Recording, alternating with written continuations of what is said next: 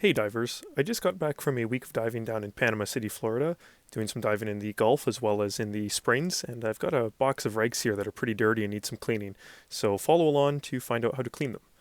So basically what you're going to need are three things, and the first thing is a bucket, a bottle of bleach, and a measuring cup to determine how much bleach you'll need. So you're going to start by filling the water into a bucket. I used about 10 liters of water here.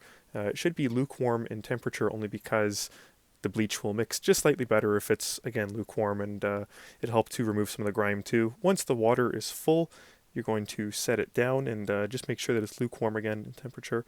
And now you're going to pour out the measurement of bleach. So I used about 10 liters, which is half of the 5-gallon bucket. So I needed around 200 milliliters of bleach. And this is about a 4% bleach dilution. So the first cup was 200 mils, and I'm going to put in here. Just going to pour it in. Don't have to be very gentle with it because the bleach will just mix. And the next cup, again, was 200 milliliters for a total mixture of 400 milliliters in 10,000 milliliters. The next step that you're going to do is take the regs and put them in the water. You don't have to put the pressure gauge in. There's really no benefit to doing that. And by putting the reg in the water, what you're going to want to do too is make sure to fill it entirely and internally as well. Stir the water around, get it moving, and that should help the water enter into the chambers of the regulator, and that's where all the fun stuff will be living or growing or whatever, right? So you want to make sure you wash all that stuff out. So just put your regulators in the bucket and stir them around, dunk them, dip them up and down. Just any motion will do. Just want to get that water moving and filling the regulator inside. Again, there's many different sizes and types of regulators. Sometimes it's easier to wash the smaller ones, but I like larger regulators here, as you can see with the Poseidon Jet Streams and the Scuba Pro D420, right? So definitely had to leave these guys in for a little bit longer.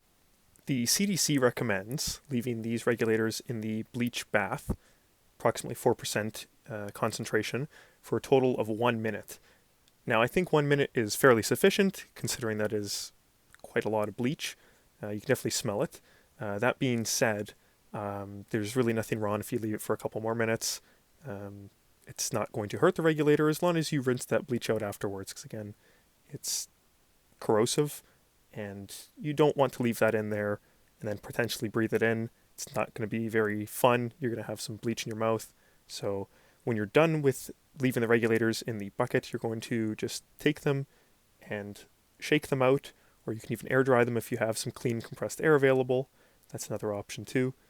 And just by leaving them to air dry and removing any water, you're going to get the bleach out.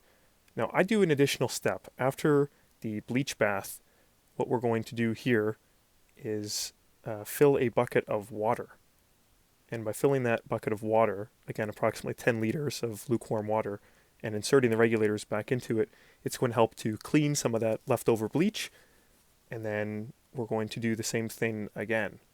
So we're going to put the regulators in, leave them in for a minute or two or three, doesn't really matter, and stir them around, shake them, dip them.